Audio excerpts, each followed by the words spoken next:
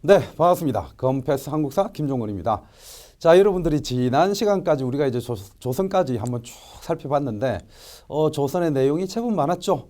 그렇게 많다고 하는 것은 그만큼 이 조선이라고 하는 시기의 내용들이 우리들에게 굉장히 중요하다는 것이고요.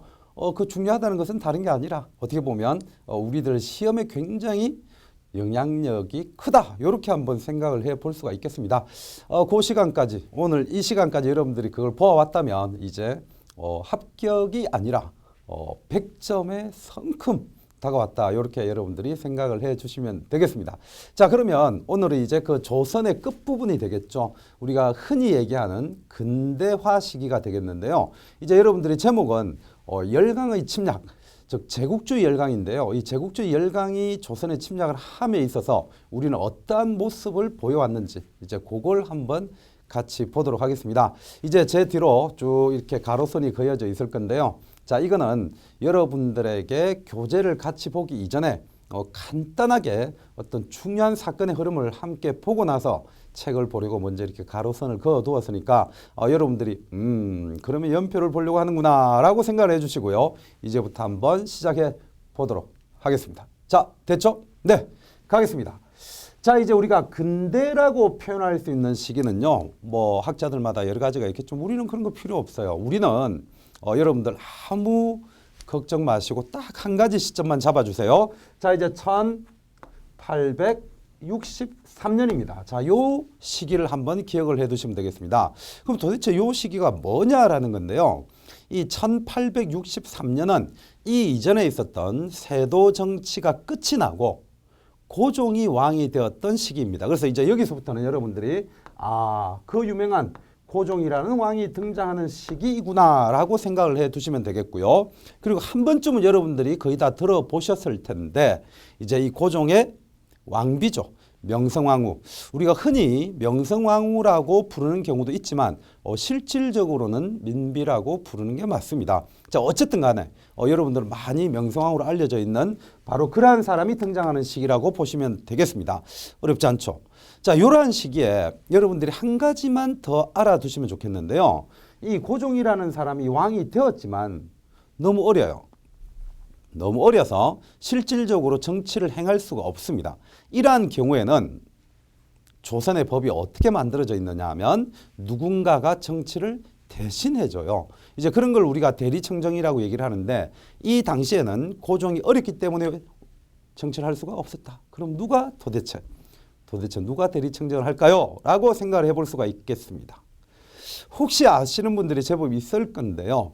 자, 그렇죠. 이 시기에는 바로 흥선대원군이라고 하는 고종의 아버지가 등장을 하게 돼요. 자, 이 이름은 여러분들이 까먹으면 안 됩니다. 고종도 중요하지만 흥선대원군이 일정한 시기까지는 굉장히 중요한 역할들을 하게 되는데 그게 바로 딱 10년입니다. 그래서 1863년부터 1873년까지는 모든 업적을 고종보다는 고종 위에서 실질적으로 정치를 했었던 흥선대원군을 여러분들이 떠올려 주셔야 됩니다. 자, 몇 년이라고요? 네, 그렇죠. 10년입니다. 10년. 그래야 여러분들이 중요한 문제를 안 틀릴 수가 있습니다. 자, 그러면 여기서부터 이제 10년 동안 몇 가지 일들을 겪게 되는데요. 거기에서 여러분들이 한 가지만 한번 지도를 통해서 같이 간단하게 보도록 하겠습니다. 지도는 못 그려도 상관없으니까 이해만 여러분들이 해주시면 돼요. 자, 우리나라가 이렇게 있다라고 봤을 때 이 점에는 어떤 일들이 벌어지느냐 하면 일단 조선이라고 적어둘 수는 있겠죠. 자, 이 조선을 중심으로 해서 아래쪽에 일본이 이렇게 쭉 있고요. 여기는 우리의 독도가 있고 그 다음에 제주도가 이 정도 있을 거예요. 자, 이러한 우리나라를 둘러싼 일본과 그 다음에 중국이 있는 상황에서 19세기 1860년을 전후로 한 시기에 어떤 일들이 벌어지냐면 이렇게 서양 세력들이 밀려와요. 뭐 꼭 이 방향에서 온다기보다는 이렇게 밀려온다라고 이해를 해주세요. 이러한 서양 세력들 중에서 가장 대표적인 나라가 세 나라가 있는데 미국과 영국과 프랑스 이렇게 세 나라가 가장 대표적입니다. 물론 우리 시험에서는 미국과 프랑스가 핵심적으로 지금 이미 출제가 되었는데요. 그럼에도 불구하고 여러분들은 미국, 프랑스, 영국 뭐 이 정도 한번 봐두시면 되겠고, 서양이라고 했으니까 지금도 좀 서양 강대국에 들어가 있는 독일도 들어왔을 가능성도 있겠죠. 근데 독일도 들어와요. 근데 재밌는 거는 위쪽에서도 새로운 세력이 우리나라에 내려오게 됩니다. 자, 위쪽에서 새로운 세력이 내려온다는 것은 중국이 아니라 이거는 러시아를 의미합니다. 그래서 우리나라를 중심으로 위에서 러시아가 내려오고 아래쪽에서 서양 세력들이 밀려옵니다. 미국, 영국, 프랑스 이러한 나라들이 밀려온다. 자, 여러분들이 이 당시에 고종이나 흥선대원군이라고 한번 생각을 해보세요. 자, 이렇게 생각을 한다면 이러한 열강들이 우리나라를 둘러싸고 밀려 들어와서 무엇을 요구했느냐 하면 문을 열어주시오. 나라의 문을 열어서 우리랑 교역을 합시다 라고 요구를 한단 말이에요. 자, 이때 여러분들이 정치가들이라면 어떻게 하겠습니까? 자, 이러한 문제에 대해서는요, 정확한 판단력이 굉장히 중요하겠지만 현실적으로는 크게 두 개의 답으로 나눠지게 되죠. 문을 열어달라고 했으니까 그래 우리도 문을 열어주고 뭔가 서양 문물을 받아들이자 라고 얘기하는 사람이 있을 수가 있고, 무슨 소리냐, 우리는 당신들과 절대로 교역을 할 수가 없다, 우리는 필요 없으니 물러가시오 라고 할 수 있겠죠. 이게 당시 정치가들의 흐름입니다. 자, 그 두 가지 충분히 이해하실 수가 있죠. 자, 그런 와중에 흥선대원군은 문을 열어주지 않는 결정을 내립니다. 물론 문을 열어주자라고 얘기하는 부류들도 있어요. 자, 그걸 일반적으로 뭐라고 하느냐 하면 개화사상이라고 얘기를 하고요. 문을 열어주지 않겠다라고 하는 것을 척사라고 표현합니다. 그래서 이제 척은 배척한다의 척자에다가 서양의 것을 사악한 것으로 봐서 사악한 것을 배척하겠다 이렇게 되는 거고요. 개화는 서양을 받아들여주고 서양의 물품을 받아들이는 것. 자, 그렇게 두 흐름인데 이제 여러분들이 지금 외워야 되는 것은 흥선대원군은 어떻게 했다고요? 그렇죠. 안 받아주는 걸로. 됐죠. 자, 이렇게 되게 되니까 당연히 흥선대원군이 집권한 시기에는 이들 열강들과 갈등이 생겼겠죠. 그거 하나만 잘 기억을 해두세요. 갈등이 생겼다. 자, 이거 외에 흥선대원군은요, 크게 두 가지 정책을 펼치게 되는데 요거는 이제 흐름만 보시면 됩니다. 대내적으로 이전에 있었던 세도 정치를 바꿔나가는 어떤 개혁을 하게 되고요. 한편으로는 대외적인 여러 가지 정책을 추진하게 되는데 이 대외 정책은 제가 조금 전에 얘기했었던 그것만 여러분들이 기억을 하시면 됩니다. 문을 열어달라. 근데 열어주지 않겠다.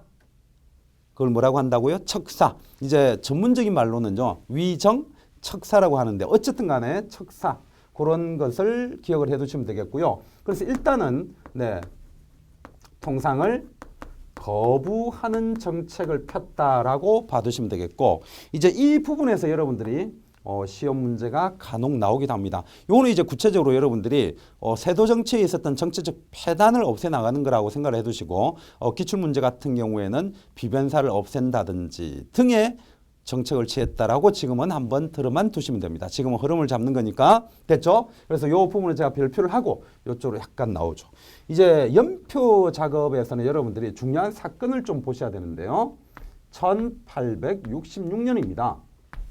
자, 1866년에 흥선대원군이 통상을 거부하니까 제가 조금 전에 갈등이 생길 수 있다고 했습니다. 자, 그 중에서 먼저 프랑스와의 갈등이 생기는데요. 이때를 무슨 년이라고 부르냐 하면 병인년이라고 부릅니다. 이렇게 병인년이라고 부르고, 이때 서양 세력과 전쟁을 벌인 것을 그 당시 표현으로 뭐라고 하느냐 하면 양요라고 불러요. 그래서 이제 이 당시에 프랑스와 한번 전쟁을 벌였는데 그걸 병인양요. 자, 이름은 어떻게 만들어졌는지 알겠죠? 이거 병신 하면 큰일 납니다. 네, 병신년이 있긴 하지만 이때는 병인년이에요. 그래서 병인 서양 세력과 싸웠다 양요. 됐죠? 자, 여기에서 시험 문제는 이런 식으로 나와요. 아주 간단합니다. 병인양요는 누구랑 싸웠을까요? 이런 거. 그래서 프랑스랑 싸웠는데 어떻게 됐을까요? 네, 결론적으로 우리가 이 싸움은 이깁니다. 좀 프랑스로서는 굉장히 좀 부끄러운 일이 되겠지만 어쨌든 우리는 필사적으로 막아내게 되는데요. 근데 안타깝게 이 과정에서 프랑스는 우리나라의 문화재를 약탈을 해 가요. 그런 부분들도 실제로 우리 시험에 나오기도 한다는 거. 그리고 이제 이 당시에 서양 세력과 싸울 때는요, 공군이라는 개념이 없어요. 비행기가 없거든요. 그러니까 주로 이제 배를 타고 우리나라로 들어왔을 거 아니에요. 저 지도를 보면. 그럼 배를 타고 들어오게 되는데, 배를 타고 여러분들이 이 서양 세력이 서울로 들어온다고 한번 생각을 해보세요. 배를 타고 서울로 들어온다고 바라보면 반드시 거쳐야 될 곳이 하나 있는데, 그게 제가 지도에서 표시는 안 했지만 여러분들이 알 수 있는 강화도라는 섬이 있습니다. 그래서 강화도를 거치게 되고요. 그래서 이러한 싸움들은 반드시 강화도에서 일어나더라는 정도까지 기억을 해 두시면 됩니다. 일단 요거는 절대로 잊지 마시고요. 됐죠? 자, 그러고 나서 또 한 번의 일이 벌어지게 되는데, 그 또 한 번의 일이 뭐냐면 1871년입니다. 대략 한 5년 정도 지났죠. 자, 이때는 미국과 싸워요. 이때가 미국과 싸우는데, 이거는 미국을 의미하는 건 아닙니다. 근데 묘하게 맞아 떨어진 것 뿐이고요. 1871년을 신미년이라고 불러요. 그래서 이제 이거를 신미양요라고 부릅니다. 자, 이렇게 해서 병인양요와 그 다음에 신미양요가 일어나게 되는데요.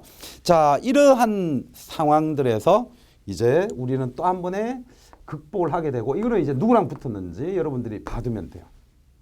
어렵지 않죠? 자, 요 두 개는 절대적으로 기억을 하셔야 됩니다. 1866년 병인양요 프랑스, 1871년 신민연이라고 부르고, 요때 미국이랑 전쟁을 벌였다. 이 미국이랑 전쟁을 벌일 때는 우리나라 군사가 엄청나게 피해를 봐요. 실질적으로 미국은 우리를 이겼다고 얘기를 했고, 객관적으로 보면 우리가 전투에서 패한 거는 사실인데요. 이 전쟁 결과적으로는 결국 미국이 물러나게 되고 자신들의 요구사항을 받아들여지지는 않게 됩니다. 근데 이제 재밌는 거는 뭐냐면 1871년에 미국이랑 싸웠지만 실제로 이 사건이 일어나는 거는요, 1866년에 있었던 어떤 사건 때문이에요. 그걸 이제 뭐라고 하느냐 하면 제너럴 셔먼호 사건이라고 하는데, 여기에서 조심해야 되는 게 미국과 싸운 이 전투는 몇 년 전에 일어났던 일 때문이다. 5년 전에 일어났던 일. 그 이름을 뭐라고 부른다고요? 제너럴 셔먼호 사건이라고 부른다는 것. 지금은 그까지만 한번 알아두시고요. 나중에 본 교재를 보게 되면 1868년에 또 하나의 사건을 보게 될 겁니다. 자, 그 사건을 보기 전에 이제 요까지의 내용을 여러분들이 순서를 알아주는 게 좋은데요. 제가 그것을 머리 글자만 따가지고 한번 적어두겠습니다. 순서는 어떻게 되느냐 하면 제너럴 셔먼호 사건이 먼저 일어나고, 그 다음에 병인양요가 일어나고요. 이때 일어났던 일은 남자로 일단 한번 기억을 해 두시면 되고, 그 다음에 신. 자, 이렇게 이제 순서를 세워주시기 바랍니다. 이거는 이제 남은 어떤 글자냐면 흥선대원군의 아버지도 있겠죠. 그 사람의 이름이 남연군이라고 하는데, 그 남연군의 묘를 파헤친 사건이 일어나요. 그 묘를 파헤친 사람은 독일 사람인데 오페르트라고 불러요. 그래서 이 1868년에 있었던 사건을 남연군 묘 도굴 사건이라고 하거나, 아니면 이 무덤을 팠던 사람의 이름을 따서 오페르트 도굴 사건이라고 부르기도 하는데요. 자, 어쨌든 간에 순서를 배울 때는 제너럴 셔먼호, 병인양요, 남연군묘, 도굴 사건, 신미양요. 자, 이렇게 기억을 해 두시고, 마지막에 척화비라는 것을 세워요. 이거는 이제 교재에서 같이 한번 보는 걸로. 절대로 개방하지 않겠다. 그래서 통상수교 거부 정책을 밝힌, 척사를 밝힌 그런 내용이라고 보시면 되겠습니다. 자, 이렇게 해서 1871년까지 왔는데요. 요거는 여러분들 연도 안 적어도 됩니다.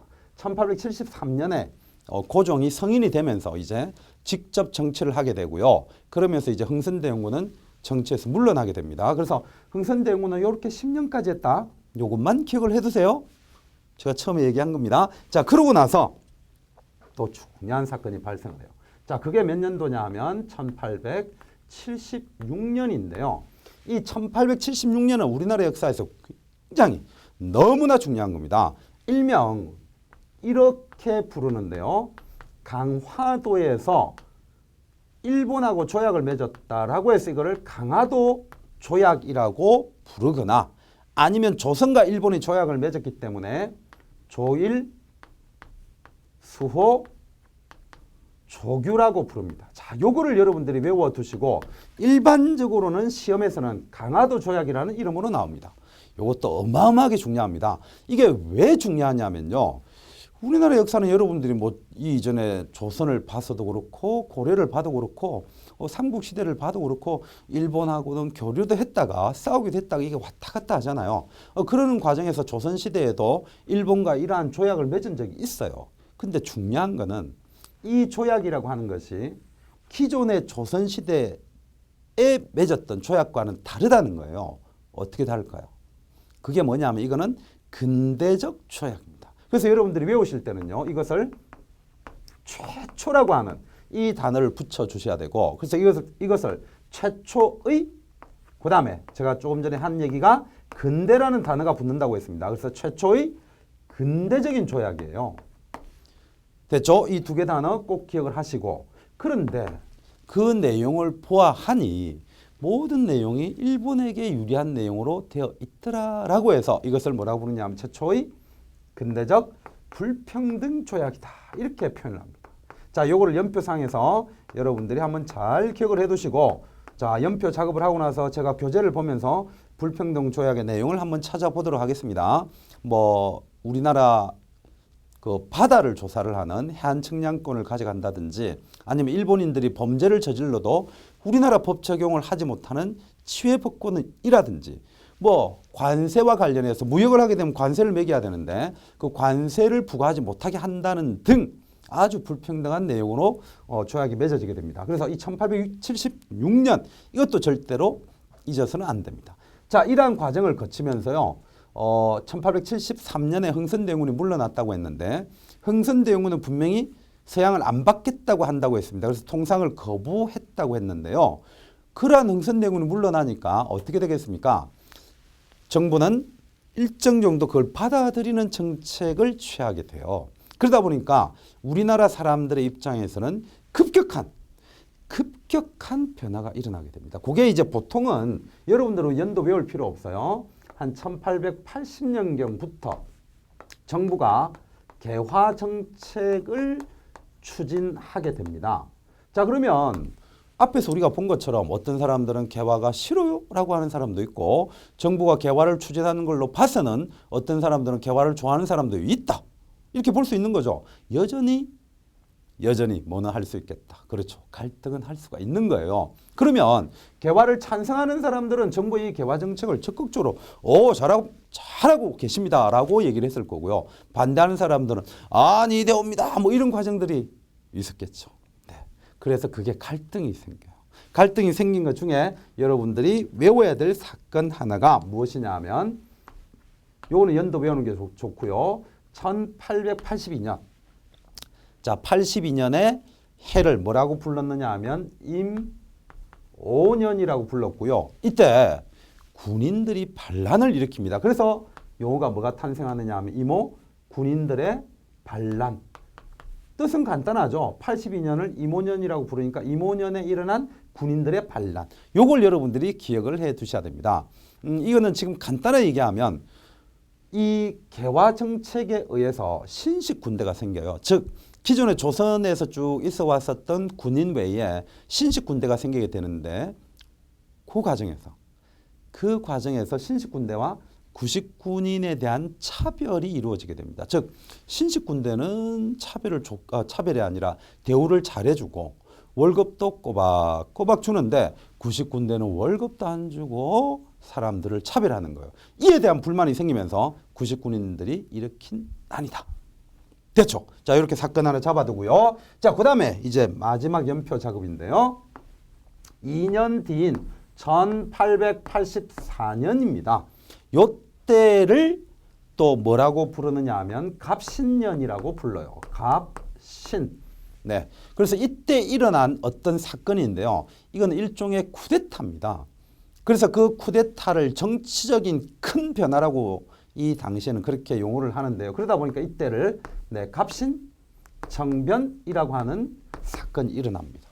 그래서 이때를 갑신정변이라고 부릅니다. 자, 그러면 이 84년까지를 우리가 책에서 같이 보겠다는 건데요. 지금 이제 여러분들에게 판서했었던 요까지 내용을 여러분들은 오늘 이 시간에 주 내용으로 기억을 하셔야 돼요. 거꾸로 가면서 한번 확인해 볼까요? 갑신정변 내용은 얘기 안 했지만 좀 더 책에서 볼 거고요. 이무군란했고 그 다음에 강화도 조약했고 신미양요, 병인양요, 흥선대원군. 자, 그까지 한번 봤습니다. 이제 제가 딱 제자리에 서서 여러분들하고 교재를 가지고 한 번씩 또 같이 보고 필요한 게 있으면 또 판사하면서 한번 보도록 하겠습니다. 자, 여러분들이 이제 교재는 이미 펴졌죠. 자, 그러면 교재에서 제목을 잘 보시면 큰 제목이 국제질서의 변동인데요. 그리고 근대국가 수립이라는 표현을 썼을 거예요. 그래서 기존의 조선시대의 여러 가지 모습을 근대국가라고 부르지는 않습니다. 그리고 이제 지금 우리는 보통 현대라고 부르는데 이러한 조선 어떤 모습에서 현대까지 오는 사회를 근대라고 불러요. 그렇게 부른다라고 한번 봐두시고 거기에서 또 다른 제목 1번이 제국주의 열강의 침략적 접근과 조선에 대한 이 당시에 서양 열강들이 한마디로 얘기하면 굉장히 못됐어요. 그 못됐다라고 표현할 수 있는 것은 뭐 좀 인간적인 표현인 거고 국가적인 차원에서는 그런 나라를 제국주의라고 부릅니다. 이 제국주의는 딴 거 아니에요. 우리는 일제 시기를 겪어봐서 알잖아요. 나라가 한 나라를 잡아먹는 그런 모습을 제국주의라고 볼 수가 있는데 그런 제국주의들이 우리나라를 쭉 들어왔다. 이렇게 한번 생각을 해두시면 되겠고요. 그러면 이거를 우리는 쉽게 그냥 그래 너네 무기 가지고 들어와라 우리는 무조건 항복할게. 그렇게 되지는 않죠. 그러다 보니까 제가 조금 전에 연표 작업으로 봤었던 그런 갈등들이 생겼다라고만 여러분들이 이해를 해두시면 되고요. 그래서 가로 1번은 여러분들 시험 문제랑 상관없는 내용이기 때문에 막 이렇게 힘들어서 외우지 마세요. 이거는 이해만 해두시면 돼요. 자, 그러고 나서 이제 흥선대원군입니다. 자, 연도를 외울 필요는 없다고 하면서도 제가 흥선대원군은 10년간 집권을 했다는 사실을 계속 강조하고 있는데요. 이왕이면 또 복습 겸 조금 전에 적었었던 연도를 한번 적어보세요. 1863에서 1873까지입니다. 자, 그러면서 국내 정세와 국제 정세. 저는 이제 대내 대외라는 표현을 썼지만 국내에서는 그 앞시기가 세도 정치였었고요. 국제 정세는 외세가 들어온다라고 제가 그 지도를 그래서 얘기했습니다. 자, 그렇게 이해를 하고 자, 밑에 있는 흥선대원군의 정책 별표입니다. 자, 이것은 별표를 해두고 여러분들이 꼭 외워야 될 것으로 한번 봐두시면 돼요. 자, 어떤 내용들을 했을까요? 첫 번째가 왕권 강화인데 자, 이쪽에서 한번 잠깐 볼까요? 이제 이 대내 개혁이라고 하는 게 제가 이제 별표를 쳐놨는데 이 대내 개혁이라고 하는 것은요. 기존이란 이 이전이 되겠죠? 세도 정치였단 말이에요. 세도 정치가 뭐였느냐 하면 김씨 집안이었었죠. 대표적으로. 그래서 안동 김씨 집안이 권력을 가져가더라. 그러니까 왕권이 약했었죠. 그래서 고종은 다른 거 필요 없다. 오로지 왕권 강화가 최고의 목적이다라고 해서 이때는 왕권 강화를 핵심적인 흥선대원군의 정책으로 이해를 하시면 되겠고요. 이 왕권 강화를 위해서 아래쪽에 있는 여러 가지 정책을 쭉 추진해 나간다고 보시면 돼요. 그중에서 비변사 철폐 이런 거 외우셔야 되고 그 다음에 법전도 정리를 하고요. 그 다음에 민생을 안정시키면서 백성들을 역시 자기한테 믿음을 가져올 수 있게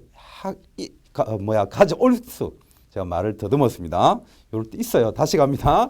자, 백성들이 자신을 충분히 믿어주고 밀어줄 수 있게끔 조세제도도 개혁을 합니다. 그게 이제 삼정의 개혁이죠. 이 삼정은 여러분들이 역시 세도 정책이 저 앞에서 봤을 건데 삼정의 문란 그걸 개혁한 거라고 생각을 하시면 되죠. 자, 그래서 사창제, 호포제 이런 거는 반드시 기억을 해두시고 그 다음에 세도 정치기까지 오면서 가장 문제가 되었던 것 중에 하나가 여러 정치 세력이었거든요. 그래서 그들이 근거해 있는 지방의 학교들을 없애버립니다. 그게 서원철폐예요. 그래서 이제 이 서원철폐도 여러분들이 외워주셔야 되겠고 복제개혁은 여러분들 우리 시험에서는 외우실 필요 없습니다. 그 다음에 경복궁 중건도 한번 외워줘야 되는데요. 이 경복궁은 어떤 의미가 있느냐 하면 이런 거죠. 자, 여러분들이 살고 있는 어떤 형식이든 집이 있을 거예요. 그 집이라고 하는 것은 내가 사는 것뿐만 아니라 좀 편안함도 갖춰줘야 되고요. 또 뭐 어떤 경우는 솔직히 이런 경우도 있지 않나요? 내 친구는 1000평짜리에 사는데 나는 10평짜리에 살아. 그러면 그게 뭔가 부의 비교가 되기도 할 때가 있죠. 저는 그런 거는 좀 싫어요. 싫긴 한데 어쨌든 한 나라의 왕이 살고 있는 궁이 경복궁인데 이 경복궁이 저하고 조선시대 할 때 어떤 걸 한번 봤었느냐 하면 임진왜란때 불이 나서 타버렸죠. 그럼 이게 없어졌단 말이에요. 그러면 경복궁이 없어졌는데 난리통이라 그랬는지 여러 가지 사정으로 인해서 1592년 임진왜란이 일어나고 나서 중간에 불타고 나서요. 이날 이때까지 이거를 불탄 그대로 놔둔 겁니다. 그러면 왕이 원래 살아야 할 그 집과 정치를 해야 할 그 집이 불이 탄 채로 수백 년을 흘러왔다. 좀 이건 아니지 않았을까? 저는 그런 생각을 합니다. 흥선대원군도 그것을 정확하게 느끼고요. 이 임진왜란 때 불탔던 경복궁을 중건을 합니다. 그래야만 사실은 뭘 좀 보여줄 수 있을까요? 돈은 들겠지만 이걸 보여줄 수 있죠. 왕권강화를. 자, 요거 이해하셨죠? 자, 그렇게 이해하셨다면 이제 여기에서 또 다른 하나를 봅시다. 제가 조금 전에 뭐라고 했느냐 하면 돈은 들 거다. 자, 이 돈을 흥선대원군은 해결을 해야 되는데요. 그렇지 않을까요? 그때 흥선대원군이 오늘날 용어로 치면 좀 불법적인 아니면 강압적인 행동을 취하게 됩니다. 그래서 돈을 막 뺏어오는 개념으로 해서 하다 보니까 불평이 생기게 되고 그리고 이걸 또 중건을 하기 위해서요. 돈을 그냥 마구잡이로 찍어버립니다. 그러면 제가 비유를 한다면 이 당시에 돈이 전국에 100원이 돌고 있었는데 이거를 중건하기 위해서 돈을 100원을 더 만들면 200원이 돼버리죠. 돈 양이 늘어나면요. 물가가 뛰어버려요. 그래서 이 경복궁 중건 때문에 엄청난 물가 상승이 일어나면서 그간에 좋은 평판을 들어왔었던 흥선대원군이 그냥 비판을 받게 됩니다. 그래서 요 경복궁 중건 시험에서 제법 잘 나올 수 있는 소재이기 때문에 여러분들이 기억을 해두시면 되겠고요. 그 다음 마지막 8번이 통상수교 거부정책이라고 했는데 그 용어 그대로 여러분들은 기억을 해두시는 게 좋습니다. 저는 용어를 쓴 게 척사라는 용어도 쓰고 통상거부라고 적어놨지만 여러분들은 시험 공부할 때는 통상수교 거부정책이다라고 이해만 해두시면 돼요. 자, 그렇게 보고요. 밑에 통상수교 거부정책과 양요를 한번 봅시다. 자, 그래서 양요가 두 개 있다는 거 아니에요. 그죠? 1866년 병인년에 일어난 병인양요, 그 다음 71년에 신미양요. 자, 여러분들이 이제 외우실 때는 어떻게 한다고요? 병인양요, 나라가 중요하더라. 신미양요, 나라가 중요하더라. 이렇게 이제 보면 됩니다. 그래서 병인양요는 왜 일어났을까요? 이건데 그때 프랑스에서 들어온 신부들을 죽여버립니다. 그걸 이제 병인년에 일어난 박해라고 해서 병인 박해라고 하는데 이것 때문에 프랑스가 보복을 하게 되는 전쟁이 병인 양요가 됩니다. 자, 요거는 내용 그 정도만 그냥 아시면 돼요. 프랑스만 죽으라고 외워두시고요. 시험 문제가 어렵게 나오면 문수산성에서 한승근, 정족산성에서 양은수 요런 사람들도 병인양요를 여러분들에게 물어볼 때 쓰기는 하지만 현재로서 가장 핵심은 프랑스랑 싸웠다. 프랑스랑 싸웠다. 자, 그걸 기억을 해두시고요. 다음 페이지 넘겨보세요. 다음 페이지 넘겨보면 자, 넘겼죠? 오페르트라는 사람의 이름이 보일 겁니다. 그게 1868년에 있었던 오페르트의 남연군 묘도굴 사건입니다. 이제 그건 아까 제가 설명을 깊이 안 했으니까 이거 한번 적어볼까요? 자, 독일 사람 오페르트라는 이놈이 오페르트입니다. 오페르트가 조선과 통상 수교를 하기 위해서 흥선대원군의 아버지 누구라고 그랬죠? 남연군 묘를 어떻게 했다? 도굴하려고 했었던 사건입니다. 근데 실제로 이 도굴 자체는 성공하지 못해요. 이 성공 유무가 중요한 게 아니라 한나라 왕의 할아버지 무덤이잖아요. 흥선대원군은 고종의 아버지니까. 그럼 고종의 아버지는 고종의 할아버지니까. 근데 한나라 왕의 할아버지 무덤을 팔려고 했다? 도대체 이게 말이 될까요? 만약 여러분들이 누군가가 와서 여러분들의 아버지나 아니면 할아버지 묘가 있는데 그걸 파헤치려고 했다. 이게 용납 안 돼요. 그러니까 이런 행동 때문에 이 당시에 우리나라 백성들은 국민이라고 지칭할 수도 있는데 국민들은 서양을 굉장히 싫어하게 됩니다. 자, 어쨌든 이 사건 자체를 여러분들이 기억을 해두시면 되겠고요. 자, 신미양요. 그 밑에 있죠. 자, 핵심은 제너럴 셔머로 사건이라고 했는데 연도가 1871년이 아니라 66년입니다. 이거는 이제 미국 배 이름이에요. 미국 배가 우리나라에 와서 통상을 요구하려고 하다가 잘못 간 것 같아요. 서울로 가야 되는데 평양으로 간 거죠. 근데 이놈의 미국 배들은요. 그 당시에 통상을 요구할 때 점잖게 그리고 합리적으로 이렇게 요구하는 게 아니라 그냥 가서 대포 쏘아놓고요. 막 쏘아놓고 사람들을 공포에 질리게 한 다음에 통상을 요구합니다. 올바른 행동 아니죠. 그 과정에서 일어난 사건이 제너럴 셔머로 사건인데 미국 배가 강으로 깔아 앉아버리고 평양에 갔으니까 대동강이거든요. 그 다음에 미국 군인들은 모두 죽어버린 사건을 제너럴 셔머로 사건이라고 합니다.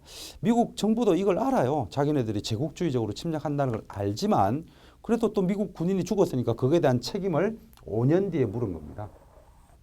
5년 뒤에. 제가 여기 동그라미 쳐야죠. 그래서 일어난 게 신미양요입니다. 자, 어쨌든 간에 이 신미양요에서도 엄청난 우리나라 군인들의 피해가 있었지만 결국 미국을 물리쳐요.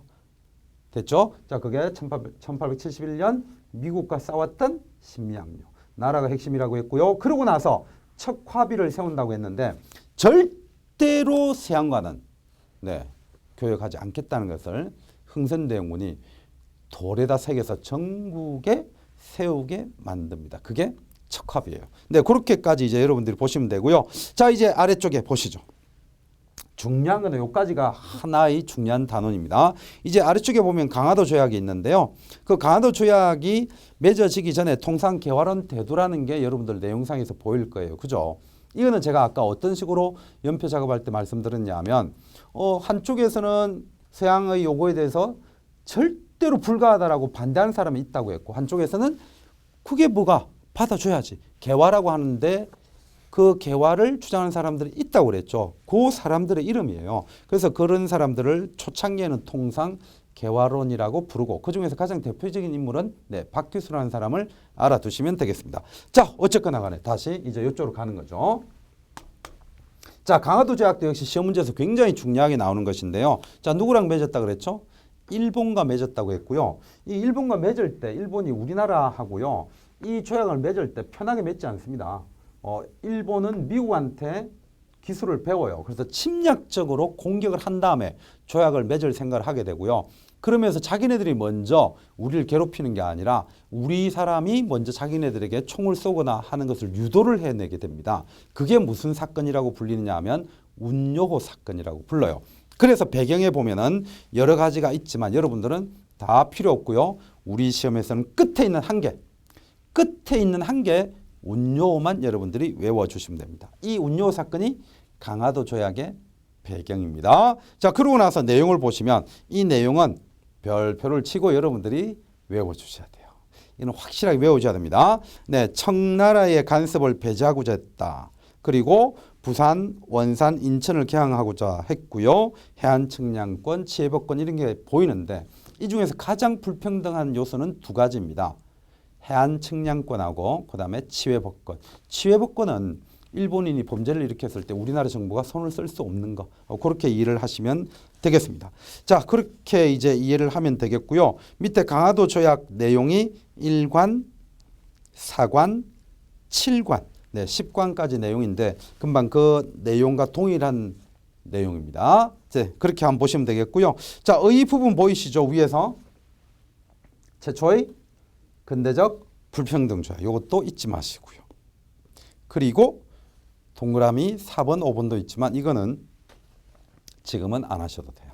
같은 해에 76년에 맺어졌었던 강화도 조약과 더불어서 플러스 알파 두 개라고 생각하시면 됩니다. 네, 내용만 그냥 여러분들이 보시면 돼요.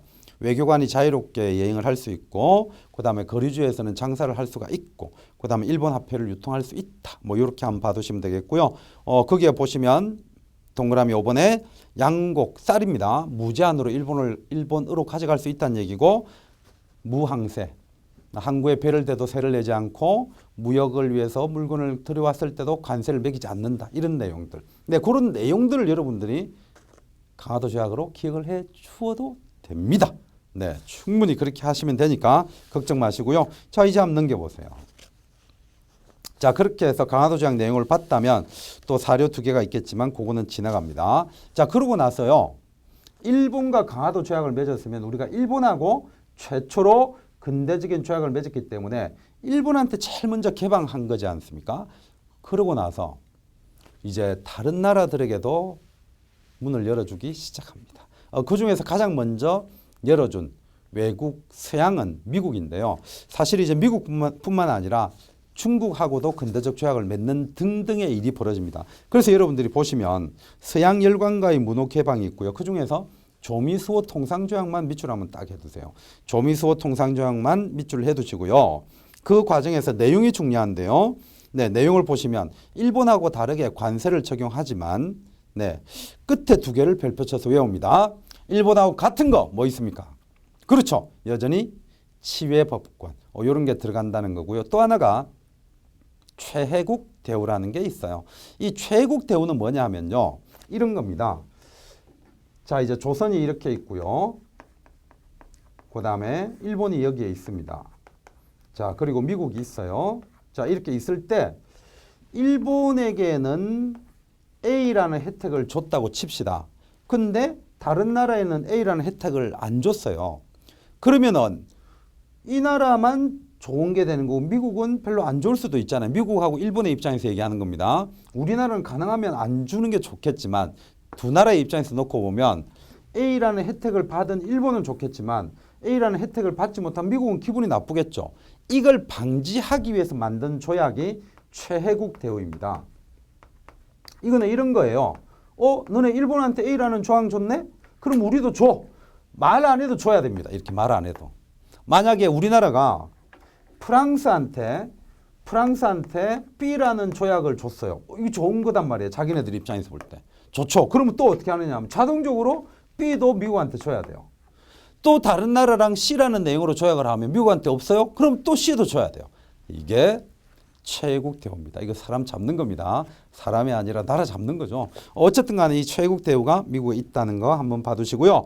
그 다음에 밑에 청나라랑도 근대적인 조약을 맺었는데 그게 조청상민 수륙무역장정입니다. 자, 이렇게 우리나라가 하나하나 열강들에게 문호를 개방하면서 여러 가지 갈등이 생긴다고 했고 그걸 제가 한마디로 80년경에 정부의 개화가 있다고 표현을 했었고요. 네, 그러한 개화에서 여러 가지 일들이 일어나는 게 그 아래쪽의 내용들입니다.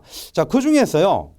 개화 정책의 추진에서 동그라미 이번에 2번째 거를 보면 별기군이라는 단어가 있을 건데 그게 신식군대입니다. 그 신식군대와 구식군인의 갈등으로 일어난 것이 이모군란이라고 아까 제가 얘기 드렸습니다. 그래서 별기군이라는 이름만 한번 알아두시고요. 자, 그 밑에 동그라미 3번 그리고 4번이 있는데 4번 정도 한번 체크를 하시면 됩니다. 수신사, 그 다음에 5번의 조사시찰단, 이 둘은 일본에 건너간 사절단이라고 기억해 두시면 되고 영선사는 중국 청나라에 건너간 사절단이고 보빙사는 제일 아래 보빙사 있을 거예요. 미국에 보낸 사절단입니다. 네, 그렇게 여러분들이 알아두시면 돼요. 제가 어느 나라에 보냈는지는 수신사 안 적어놨죠. 시찰단은 적어놨어요. 그래서 수신사는 일본, 영선사는 어디요? 중국 청나라. 보빙사는 어디요? 네, 미국이라고 한번 적어두시면 되겠습니다. 자, 그리고 제일 아랫줄에 어떤 단어가 있습니까? 이런 단어가 있죠. 네, 위정척사라고 하는 단어가 있을 건데 제가 이것 때문에 아까 흥선대원군 할 때 척사라는 단어를 강조를 미리 해둔 겁니다. 이 위정척사는 뭐냐 하면 흥선대원군처럼 서양을 안 받아주겠다고 하는 게 척사예요. 근데 앞에 이거는 도대체 무슨 말이냐면요. 위정은 이거는 뭐냐 하면 배척할 거다는 거죠. 사악한 것을. 이거하고 반대말인데 이거는 올바른 걸 얘기해요. 그래서 서양 거는 사악한 거고 우리의 원래 것은 올바른 것이라고 해서 우리 원래 것은 위, 지키고 사악한 서양 것은 배척한다는 뜻입니다. 그러면 이거는 문호를 개방하겠다 안 하겠다? 안 하겠다는 거죠. 그래서 그러면 누구랑 싸우게 될까요? 이러한 개화 정책을 추진하는 사람과 당연히 뭐가 생길 수밖에 없어요. 이들은 갈등 관계입니다. 그래서 나중에 이들도 싸움을 하게 되는데 그 싸움 자체가 결정적으로 갑신정변이에요. 이모군란은 군인들끼리 그런 거고요. 이거는 네, 어떻게 보면은 정책 싸움이라고 볼 수가 있겠지만 사실은 정책 싸움은 아니고 어쨌든 정변을 일으킨 거예요. 이 정변을 일으킨 주체는 누구냐면요. 이 정변을 일으킨 주체는 네. 개화론자들이에요. 근데 이 개화론자들도 둘로 나뉩니다. 조금씩 변화하자. 온건개화. 확 변화해버리자. 급진개화파가 있는데요. 주체는 급진개화파가 일으키고요. 이때 여러분들이 외워둘 한 명의 인물 이름이 있는데 그거는 김옥균만 외워주시면 됩니다. 자, 거기까지 가기 위해서 위정척사에서 여러분들 통상반대 한번 보시고 다음 페이지 넘겨보세요. 자, 70년대 개항반대 있고 80년대 개화반대 이런 내용들은 체크를 한번 해두세요. 만약 여기 뒤에서 문제가 나오면 제가 한번 다시 얘기를 하겠고요. 자, 이모군란은 제가 더 이상 얘기 안 해도 되겠죠. 배경만 잘 봐두세요. 누구에 대한 차별 대우? 그렇죠. 99군대에 대한 차별 대우. 그걸 이제 여러분들이 봐두면 될 겁니다. 네, 그러고 나서 밑에 이제 근대국가 수립을 위한 노력이라고 하는 게 있는데 개화파를 제가 한번 분류를 해놨죠. 그렇게 상세히 몰라도 되니까 여러분들이 급진개화파가 있구나. 온건개화파가 있구나. 이렇게 한번 봐두시고요. 그중에서 급진개화파는 조금 전에 적었었던 김옥균을 한번 다시 체크를 하면 좋겠고 그 다음에 마지막 줄에 그 표 마지막 줄입니다. 갑신정면에 영향을 미쳤다. 이런 내용이 있죠. 갑신정면의 영향. 그 두 개만 확실하게 눈에 띄게 해두면 일단 우리 시험에서는 충분히 대응할 수 있을 거예요. 자, 그러고 나서 갑신정면을 보면 배경 있고 과정 있고 그 다음에 주도했었던 세력이 있고 결과가 있는데 자, 배경은 여러분들 하나만 밑줄 하겠습니다. 그 배경 중에서 세 번째 청불전쟁을 한번 밑줄을 해두시고요. 청불전쟁은 청나라가 프랑스랑 전쟁을 벌이게 되는데 이 전쟁으로 인해서 우리나라에 들어와 있던 군인들이 청나라로 돌아가게 돼요. 그래서 청나라 군대가 빠져나가니까 일본이 기회인데 이러면서 이제 네, 생각을 하기도 했다는 거고요. 그 기회인데라고 일본이 생각했을 뿐만 아니라 네, 이 사람이 생각하는 거예요. 김옥균이 무엇을 정변을 일으킬 수 있는 기회인데라고 생각을 하면서 청나라 군대가 빠져나가니까 바로 네, 쿠데타를 일으킵니다. 자, 그렇게 해서 갑신정면이 발생을 하고요. 과정에서는 여러분들이 밑줄하실 것이 우정국 개국 축하연입니다. 그냥 갑자기 이제 정변을 일으킬 수도 있겠지만 어떤 기회를 잡아내요. 그 기회가 뭐냐 하면 오늘날의 우체국의 시초라고 알려져 있죠. 우정국. 이거를 이제 1884년에 세우게 됩니다. 그때 일종의 잔치, 뭐 아주 고급스럽게 표현을 하면 연회를 열게 되거든요. 아니면 여러분들 뭐 어떤 조직이나 기구를 만들게 되면 발대식 같은 거 하잖아요. 그런 거라고 생각을 하시면 돼요. 그것을 이용을 해서 정변을 일으키게 됩니다. 그래서 우정국 개국 축하연을 계기로 했다라고 봐두시면 되겠고요. 그 뒤에 보면 용어가 사대당이라는 용어가 있을 거예요. 자, 요것만 이해하면 됩니다. 사대당은 요겁니다. 온건개화파예요. 온건개화파. 그래서 어떻게 이해를 하면 되는 거죠? 갑신정변은 급진개화파가 일으킨 것이고 급진개화파랑 온건개화파는 갈등이 있었는데 이 4대당을 싹 죽여버렸던 것이 갑신정변입니다. 다 죽이지는 못했겠죠. 그래서 4대당 요인을 제거한다. 이렇게 보시면 되겠고요. 그 다음에 이거는 안타깝게도 3일 만에 끝나게 돼요. 배경 중에서 청나라 군대가 프랑스랑 그걸 한자로 불이라고 쓰거든요. 프랑스랑 싸우기 위해서 빠져나갔다고 했는데 그래도 남아있는 군대가 있거든요. 그 군대에게 진압을 당하면서 이 갑신정변은 3일 만에 끝나게 되고요. 그래서 보통 일명 3일 천하다라고 부르기도 해요. 네, 그러면서 이제 김옥균 같은 경우에는 일본으로 도망을 가고 어떤 사람은 죽기도 하는 그런 일들이 벌어지는데 김옥균은 결국은 네, 고국에 살아서는 돌아오지 못합니다. 딱 10년 뒤 1894년에 암살자에서 죽임을 당하고요.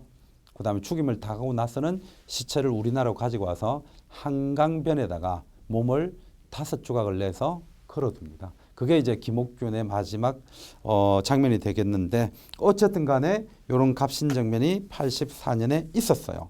자, 잠깐 이제 한번 넘겨보시죠. 저는 중앙으로 가면서 여러분들 책을 볼까요? 자, 다음 페이지 넘겨보시면은 이제 갑신정변의 의 요것도 있을 건데요. 그죠? 네. 그래서 요거는 여러분들이 눈으로 한번 보세요. 근대 국민국가 건설을 지향한 최초의 이 최초라는 거는 제가 상당히 좋아하는데 좋아하는 이유는 딴 게 없습니다. 최초는 시험에 참 잘 나옵니다. 그래서 아까 뒤에 보이는 강화도 조약 최초의 근대적 불평등조약 이런 것도 시험에 나오고 그 다음에 갑신정변 최초의 근대적 운동이거든요. 그러니까 이런 것이 시험에 잘 나온다고 보시면 되겠고 아래쪽에 있는 14개조 정강은 갑신정변을 일으켰을 때 주장했었던 내용이 정리되어 있는 거라고 보시면 되겠습니다. 자, 그리고 마지막에 갑신정변 이후에 국내외 정세가 있는데요. 거기에서는 아직 뭐 시험에 적극적으로 나오진 않지만 나온다면 거문도 사건이라는 거하고 그다음에 조선 중립파론이라는 게 나올 가능성은 있어요. 이 거문도 사건은 뭐냐면 제가 오늘 첫 시간에 러시아가 위에서 내려온다는 얘기를 했는데 이 러시아가 자꾸 조선을 먹으려고 하니까 영국이 이걸 막기 위해서 거문도를 자기네 땅으로 넣어버립니다. 그걸 이제 거문도 점령 사건 내지는 거문도 사건이라고 하고요. 거기에서 여러분들이 시험에 나온다면 외울 거는 영국만 외우세요. 그러면 돼요. 이제 이런 일들이 자꾸 일어나니까 어떤 한 사람이 이런 얘기를 합니다. 아니 도대체 왜 우리나라를 너희들이 자꾸 건드리냐? 우리나라를 건드리지 마라. 제발 우리를 국제사회에서 중립국으로 인정해달라라는 주장을 하는 사람이 나오게 돼요. 그 사람이 우리나라 사람이 한 명 있는데 이름이 유길준입니다. 독일 사람도 이제 이런 얘기를 하는데 그 사람은 부들러라는 사람인데요. 부들러는 여러분들 몰라도 되고 중립파론을 주장한 사람은 유길준이다. 그까지 한번 알아두시면 되겠습니다. 자, 이렇게 해서 1863년에서부터요. 1884년 갑신정변까지를 약 1시간 동안 쭉 살펴봤습니다. 내용이 좀 많죠. 근데 이쪽 파트는요. 생각보다 시험 문항이 그렇게 많이 나오지는 않아요. 저하고 연표 작업했었던 내용, 교재에 있는 내용 이것만 간단하게 정말 확인해 주시면 여러분들 절대로 틀릴 일이 없습니다. 우리는 쉬었다가 구국운동과 근대국가 수립운동에서 다시 뵙도록 하겠습니다. 다음 시간에 뵙겠습니다.